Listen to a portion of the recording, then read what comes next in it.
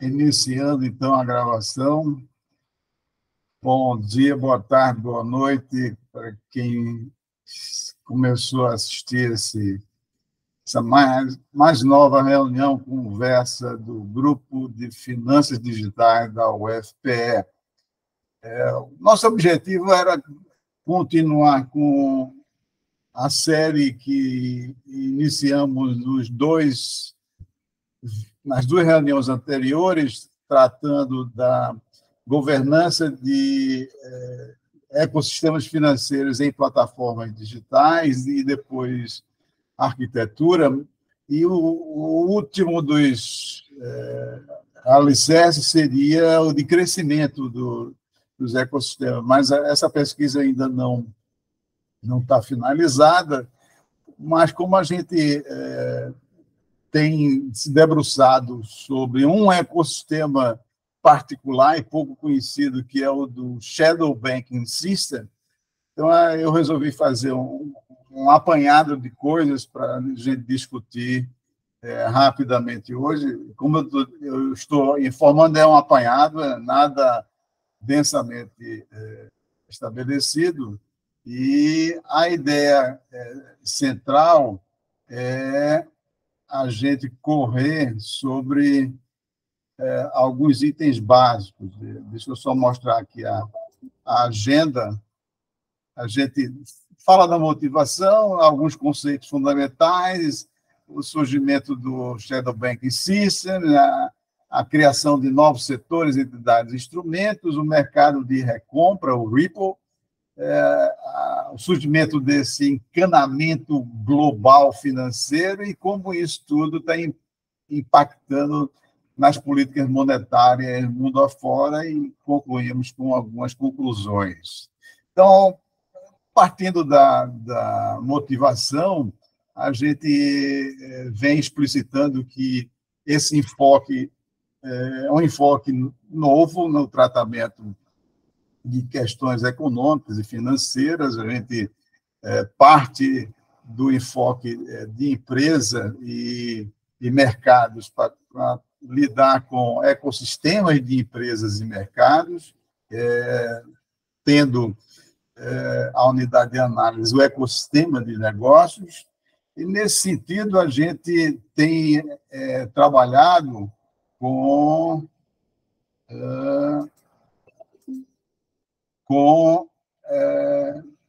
essa noção de ecossistemas, e é isso que a gente vai rapidamente aqui. Aqui está o site onde as duas gravações anteriores podem ser encontradas. Então, vamos diretamente aos conceitos.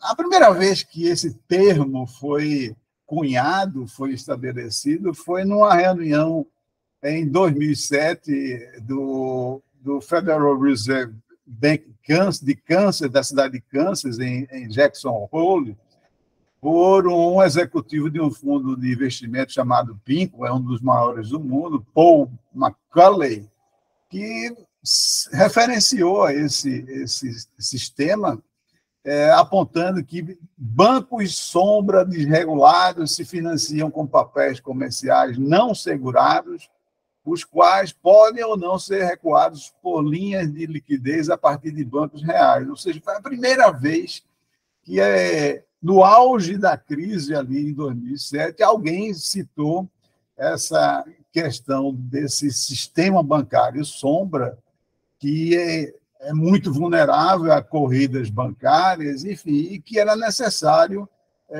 se ter um olhar mais atento sobre ele. E, de fato, ocorreu isso com a deflagração da crise financeira de 2007 e 2008.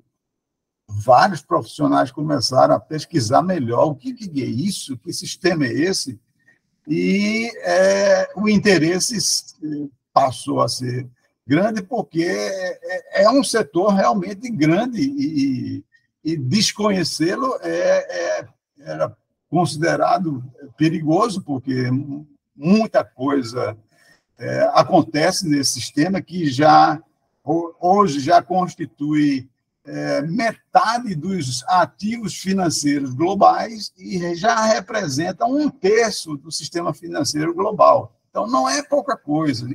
E o que causa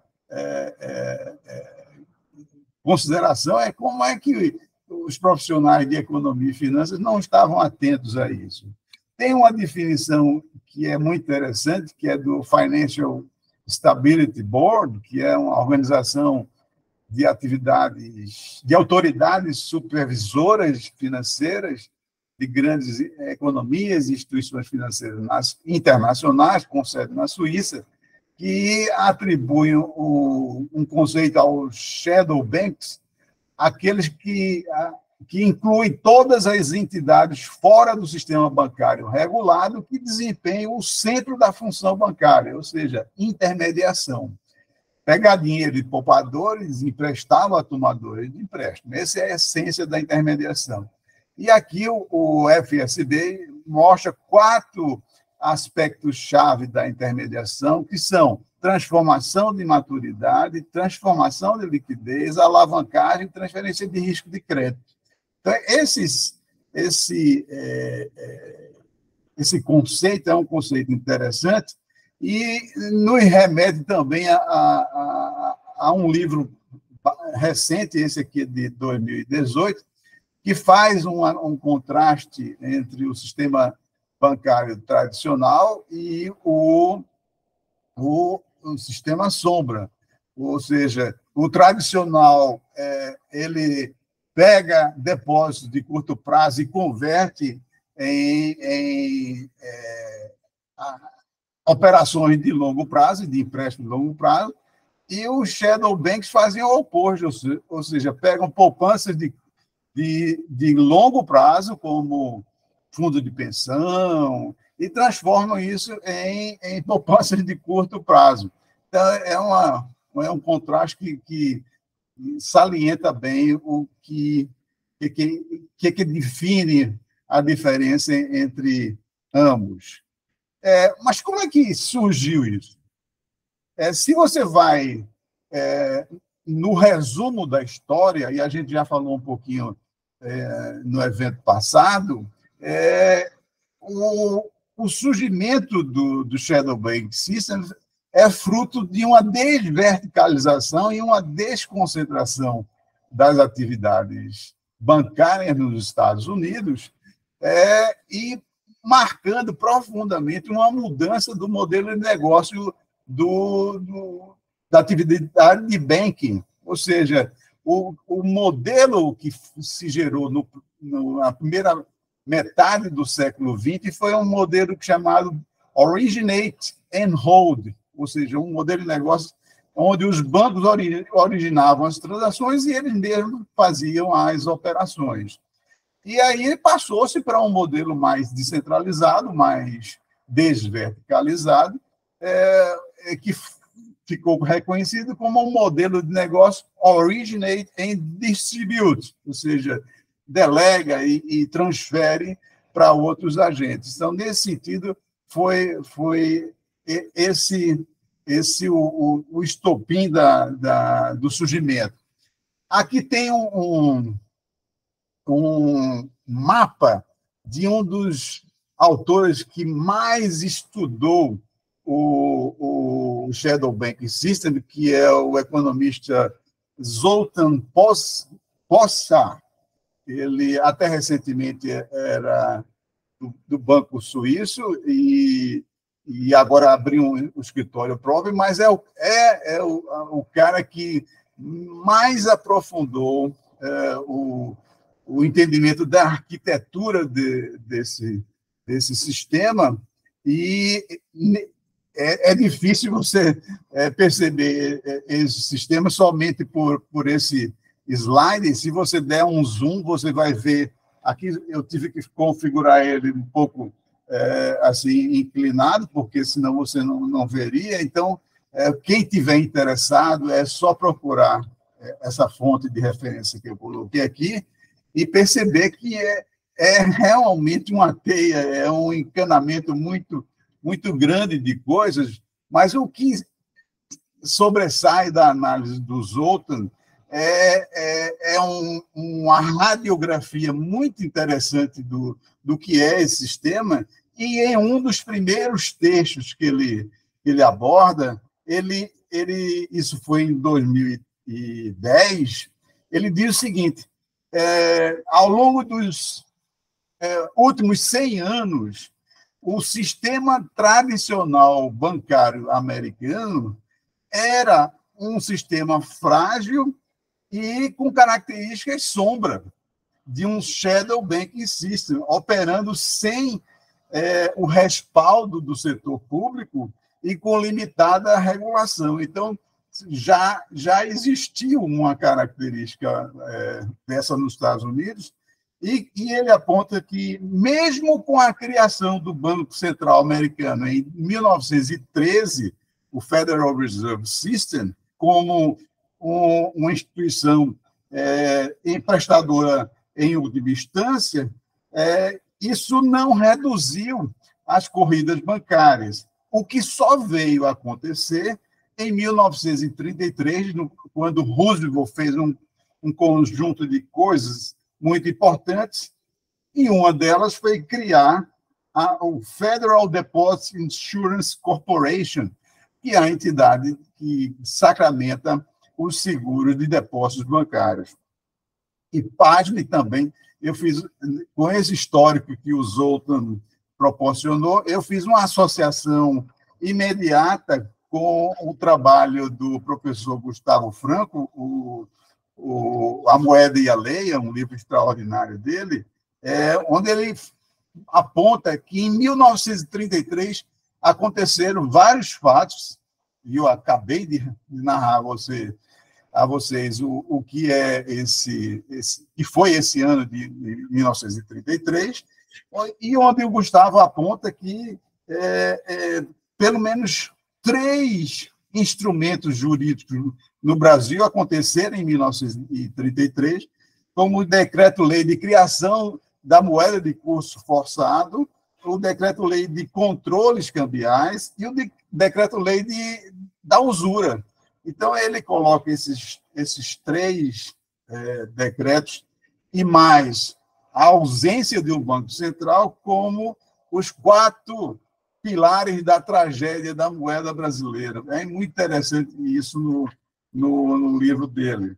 E ainda associo também a um outro livro recente que aponta que Roosevelt, com essa decisão de criar o FDIC, ele também demarcou um momento histórico muito importante, que foi o momento em que ele desatrelou o dólar do ouro para os Estados Unidos, e isso representou um momento extremamente impactante da moeda fítia, da moeda fiduciária. E um outro livro recente também mostra como esse período representou a primeira vez que os Estados Unidos não honrou suas dívidas, porque todo ano agora tem um momento perto do meio do ano em que todo mundo fica um pouco nervoso porque o setor público vai parar, os Estados Unidos não têm dinheiro para pagar as contas. E, de fato, esse livro aqui, The American Default, esse é um registro de que houve, nesse período de 33, um primeiro não pagamento das despesas americanas e uma série de outras coisas. Portanto, esse é um registro que o Zoltan fez e que remete a fatos bastante interessantes da história. Mas o que é que cabe assinalar desse período para frente? É a criação de novos setores, entidades, instrumentos que conformaram o que é hoje o Shadow Banking System. Esse autor, Murphy, ele salienta 5 setores que podem ser tratados de forma sistemática. O mercado de recompra, o Ripple, que nós já tratamos, os então chamados non-bank intermediaries, intermediários não bancários, os asset-based commerce-backed commercial papers, os papéis comerciais baseados em ativos, a securitização e os fundos de mercado de moeda. Então, ele dá essa síntese, tudo isso é novo, e os outros acrescenta ainda mais outros, ou seja, as companhias financeiras, os veículos de investimento estruturado, as companhias de financiamento de propósito limitado, os fundos de hedge, de proteção, enfim, toda essa teia foi constituída marcadamente do segundo, da metade do segundo, a segunda metade do século XX em diante, e isso se constitui um setor que formalmente existe, só que não é regulado pelas autoridades americanas. E esse setor criou semelhantes ou similares em outras regiões do mundo, como a Europa, a Ásia, particularmente a China. Ou seja, a China tem um shadow banking system. Eu gosto muito de passar para os meus alunos esse filme chamado The Big Short, traduzido aqui no Brasil como Uma Grande Aposta, que mostra como o que realmente aconteceu com a crise imobiliária americana de 2007 e diante. E nesse filme é possível ver vários desses instrumentos sendo tratados e mostra exatamente qual foi a origem disso com esses instrumentos novos, particularmente o mercado de derivativos, que foi uma das inovações mais marcantes desse novo Shadow Banking System, e é um filme educativo, porque ele realmente mostra o que aconteceu e os principais players que apostaram que o setor imobiliário ia, enfim, entrar em colapso. Aqui o autor do livro que gerou o filme, e ele tem vários outros livros interessantes. Ele era uma pessoa de Wall Street e saiu e escreve muito a respeito de finanças e problemas econômicos. Bom, dando destaque um pouquinho maior a alguns desses instrumentos, eu poderia aqui citar o surgimento do mercado de recompra, que é uma transação onde você, uma parte do negócio, da transação, vende um ativo para outra parte com a promessa de recomprar esse ativo na data posterior prefixada. E aí você tem um mercado de compra e recompra que não é uma coisa simples, tem toda uma caracterização desses agentes e como eles fazem esses negócios, e marcadamente com a operação de títulos do Tesouro, que são garantias firmes de que os negócios podem ser transacionados da forma como eles transacionam. Para vocês terem ideia, isso aqui é um dado recente, de 2021, de operações diárias desse mercado, da ordem de 4,3 trilhões de dólares. Imagine a pujança desse mercado. Aqui um pouco mais o movimento desse mercado em termos de garantias, aqui coisas da ordem de trilhões também de dólares. Aqui um pouco salientando como esses mercados se orientam por taxas que são reguladas pelo Banco Central, e como isso resultou num encanamento financeiro extremamente complexo, que a gente tratou numa newsletter de fevereiro de 2023, deste ano, e mostrando, esse é um dos autores que mais sintetizaram essa noção do encanamento financeiro a partir da existência de mercados de garantias. Esse é o grande fato que está por trás da pujança do encanamento financeiro, do Shadow Banking System, é a existência de um mercado de garantias forte e pujante, coisa que aqui no Brasil a gente não tem ainda.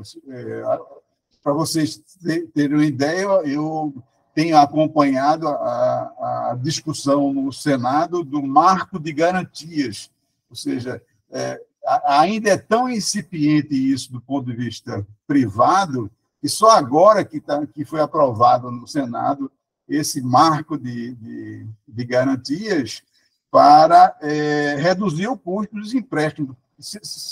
Para você só imaginar, a venda de um imóvel, a venda de um apartamento, é algo que poderia ser fracionado para você obter empréstimos mais facilitados, e isso não ocorre porque não existe uma pujança nesse mercado. E se você vai, só para ter ideia, se você vai alugar um imóvel, você tem que ter um fiador, alguém que dê a garantia, não pelo interessado, mas sim que dê suporte ao aluguel daquele novo inquilino. Então, por essas coisas, a gente fica observando como ainda precisamos evoluir no nosso mercado. O que existe, de fato, é o interesse do governo federal de expandir isso, inclusive lançando título do Tesouro Direto como garantia para aluguéis e financiamentos, mas o que é apenas institucional no Brasil é um mercado de garantias da União para os seus federados, ou seja, as entidades governamentais, mas não existe em substância para o setor privado. Então, nesse sentido, a gente está precisando ver como isso evolui. Diga aí, Edilson. Imagina quando isso estiver on-chain no blockchain do Real Digital, né, professor? Já está se falando em tokenizar o título da dívida brasileira lá no nosso Real Digital. Imagina quando isso puder ser feito on-chain, essas garantias, né? De fato, vai acelerar, mas o que eu quero pontuar é como nós estamos atrasados nisso. Ou seja, já podíamos ter um mercado muito mais dinâmico disso. Ainda bem que o Real Digital vai poder contribuir para isso, mas já estamos atrás, estamos atrasados. Então, nesse sentido, eu até tenho me perguntado recentemente por que a gente não fala muito no Brasil do sistema sombra brasileiro, ou seja, será que ele existe mesmo? Eu tenho um interesse muito grande em ouvir de profissionais aqueles que apontem para isso. Eu não tenho percebido, mas isso é um desconhecimento meu. Então, a essência dessa discussão é esse mercado de garantias, onde operações financeiras são feitas muito expeditamente no mercado americano e europeu. Aqui tem uma demonstração de como esse encanamento foi visualizado antes da crise financeira de 2007, 2008, e depois como ficou ainda um pouquinho mais complexo, porque o governo passou a ter um olhar regulador mais agudo em relação a essas operações. Enfim, o que eu queria finalmente destacar, para a gente poder conversar um pouco, é o seguinte: todo esse aparato ele passou a ser parte integrante do sistema financeiro internacional e, por sua vez, isso impacta na definição das políticas monetárias. Os bancos centrais não só visualizam a dinâmica da economia real e o seu sistema financeiro formal, ele agora tem que olhar qual é o estágio da saúde financeira desse shadow banking system. Então, nesse sentido, eu andei investigando qual é o arcabouço da definição da política monetária dos Estados Unidos, e ela é bastante complexa, e se tornou complexa exatamente a partir da crise de 2007, quando o Banco Central americano teve que intervir no mercado, criando moeda, comprando ativos e tendo um papel mais proeminente no setor do que antes se imaginava. Para você ter uma ideia, eu fiz um destaque para essa figura, mostrando o seguinte: no início de 2009, as reservas do sistema bancário dos Estados Unidos excediam 800 bilhões de dólares, comparados com aproximadamente 10 bilhões de dólares antes da crise. Então, vejam que 10 bilhões eram nada até antes da crise. Então, com a crise, chegou-se em 2009 a 800, mas vejam o que aconteceu de lá para frente. Então, vejam que hoje a gente está tratando, os profissionais dos Estados Unidos estão tratando com reserva da ordem de trilhões de dólares.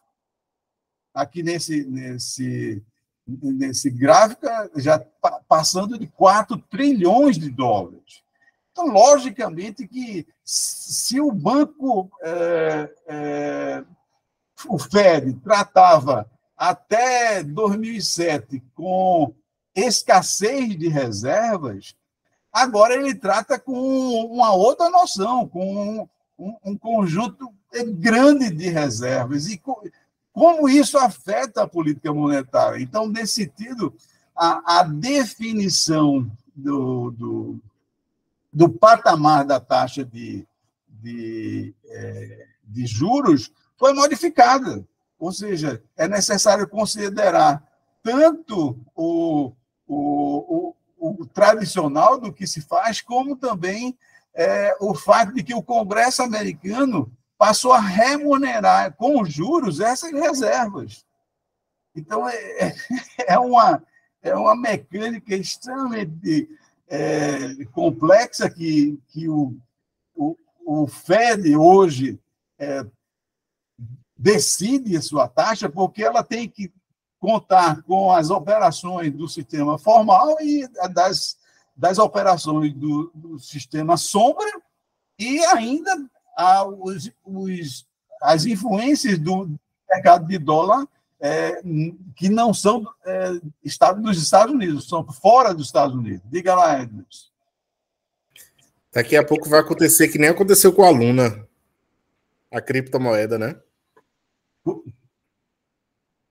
A Luna, aquela criptomoeda que entrou num loop de aumentar as reservas para poder manter o valor e remunerar o capital, e depois o valor chegou a zero. Mas veja só, ali está se falando de um experimento, né? Ou seja, não é algo que é parte integrante do sistema financeiro. Esse lado cripto ainda é insignificante quando você está... Se você pegar o valor de mercado do mundo cripto, que já teve perto de 2,3 trilhões de dólares, isso é uma operação diária no mercado Ripple. Então, é verdade, é verdade. É muito pequeno. É muito pequeno o universo ainda do que a gente chama tradicionalmente aliás, tradicionalmente, não, mais recentemente, como o DeFi, né, das finanças descentralizadas. Então, basta pegar o agregado da capitalização de mercado de todas essas moedas, não chega a 3 trilhões, não chega de dólares. Isso é uma operação do mercado Ripple diária. Nós estamos falando aqui de um sistema que opera quase 1 quadrilhão de dólares. Ou seja, são centenas de trilhões de dólares, se você considera o mundo todo. E desse todo, o Shadow Banking System lida com 1/3. E lida com metade de todos os ativos que existem no planeta. Então, é um pouquinho mais complicado do que o que está experimentando o mundo cripto. Mas, dando um pouco mais de razão que você está colocando, na medida em que os agentes do setor DeFi, do ecossistema DeFi, com BlackRock e uma série de outros mega players, estão começando a acordar para essas operações do setor DeFi, aí a gente vai ver que daqui mais para frente o DeFi vai ser um pouquinho mais robusto, mas, por enquanto, ainda é um cabelinho de sapo de toda essa discussão. Deixa eu só terminar aqui. Aqui são os indicadores de como as taxas de juros são definidas, com a taxa de juros efetiva e aquela que olha o patamar das reservas bancárias, e aqui também, né, o posicionamento dessas taxas.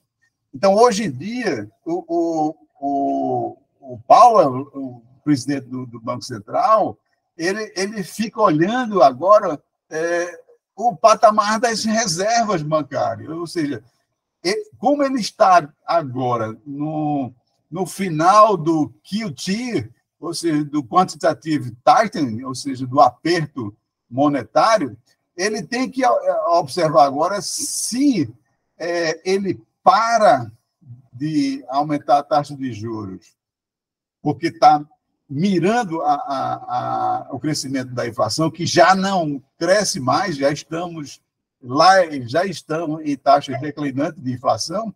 A questão é, se ele para de aumentar essas taxas, qual é o compromisso que isso vai ter com as reservas? As reservas vão diminuir, então, e num ambiente de recessão, porque os Estados Unidos estão entrando agora em um período recessivo. Então, essa discussão é uma discussão extremamente delicada, é uma discussão que é complexa para se entender, e é natural que a gente passe a olhar essa complexidade, porque ela nos diz respeito.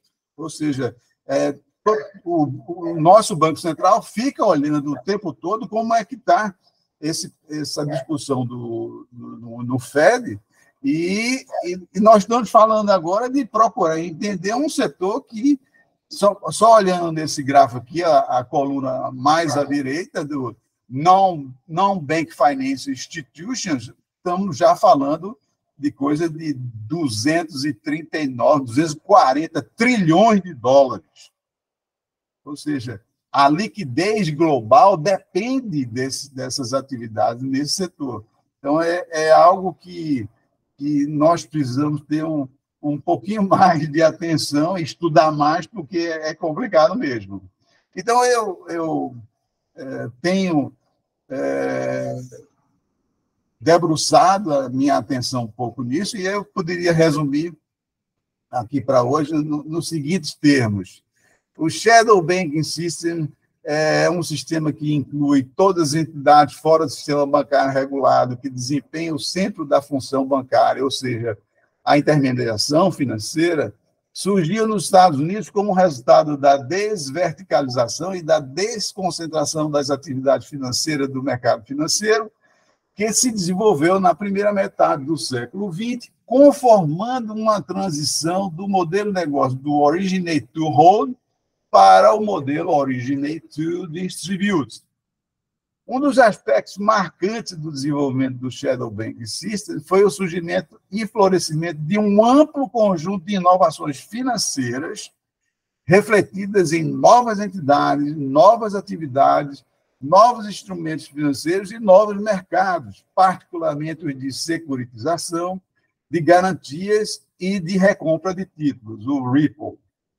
Finalmente, o Shadow Banking System dos Estados Unidos cresceu, estimulou o crescimento de outros sistemas bancários sombra nos mercados europeu e asiático, particularmente o da China, que é o que eu estarei divulgando na newsletter semana que vem e na outra, e hoje é um componente importante dos sistemas financeiros dessas regiões, chegando a representar uma participação de cerca de quase metade dos ativos financeiros globais, como eu já falei, algo como 240 trilhões de dólares, e um terço do sistema financeiro global.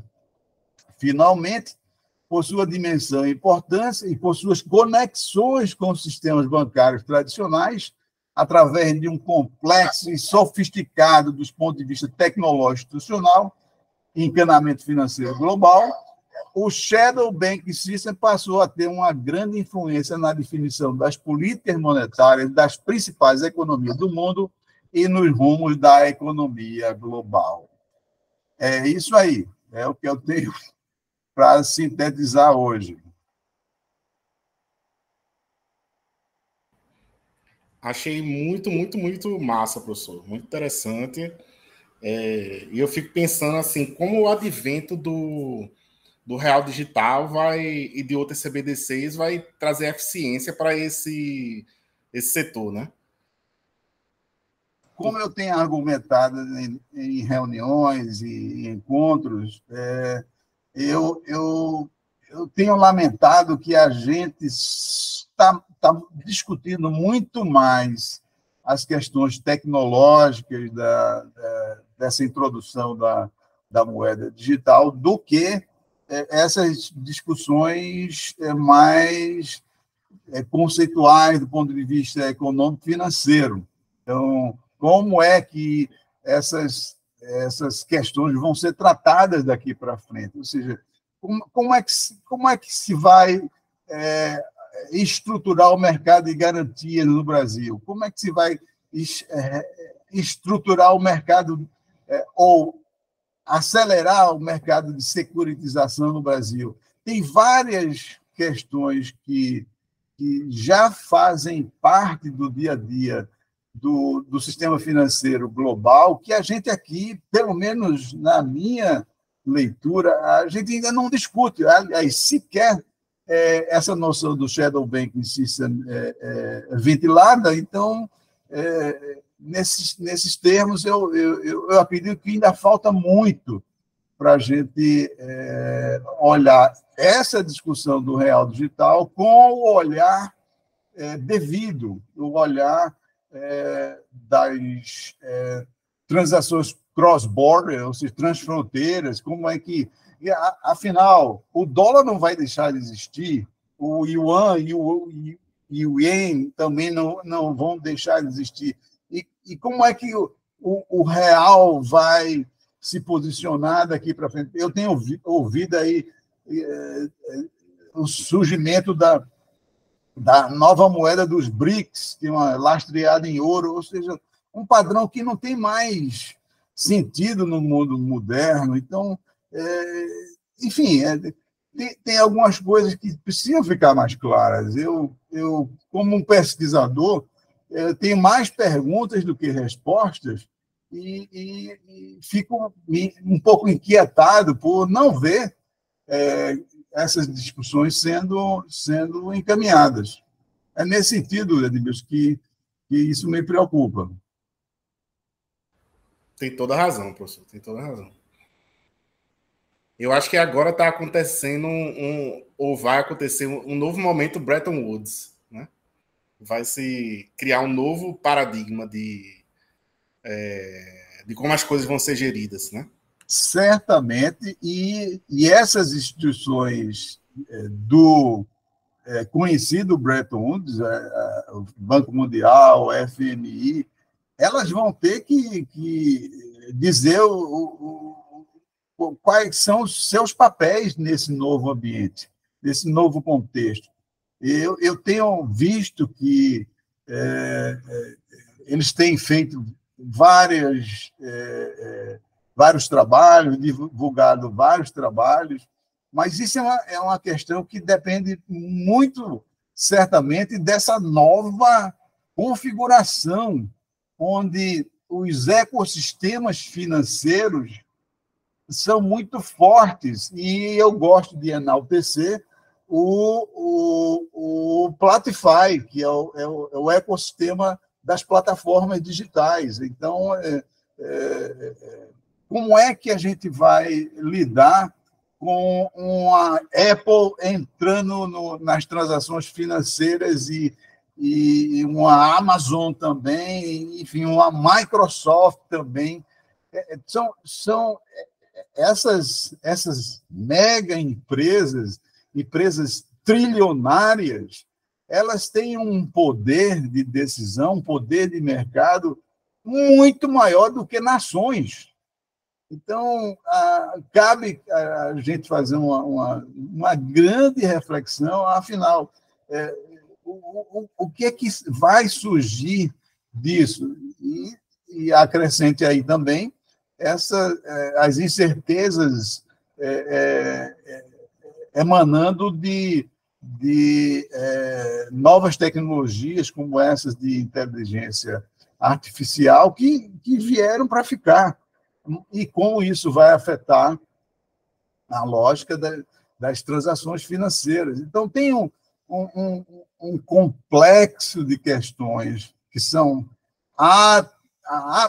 altamente importantes, mas a gente não tem percebido no Congresso brasileiro, na sociedade brasileira, a preocupação central com esse tipo de coisa. É verdade que a gente, nos últimos momentos, tem debruçado muito sobre o sistema tributário brasileiro, que, de fato, é um entrave ao crescimento brasileiro, mas parece que as forças nacionais estão convergindo para a mudança do arcabouço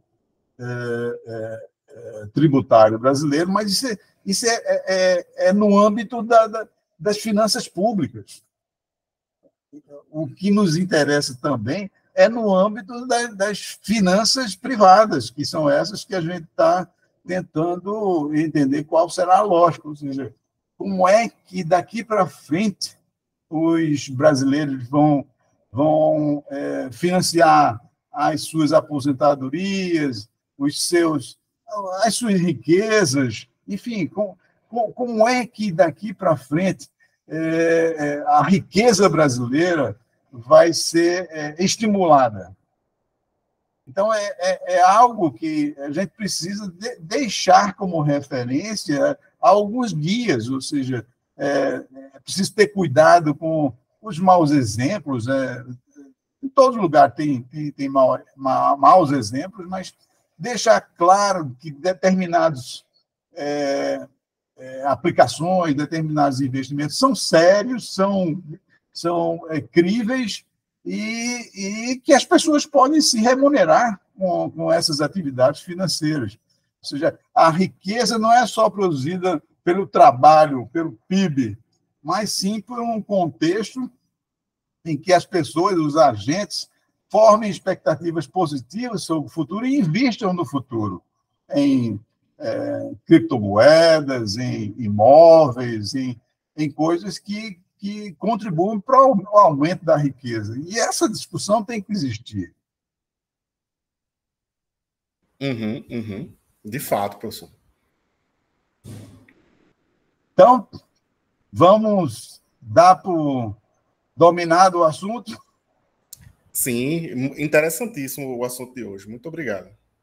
Ok, Edmilson, obrigado a você e aí os colegas que estão nos apoiando no grupo e nos grupos parceiros. Então, por hoje é só, e estamos caminhando para o novo encontro, que é para a discussão do crescimento dos ecossistemas financeiros baseados em plataformas digitais. Ok? Ok. Tá bom, um abraço, então. Um abraço, tchau.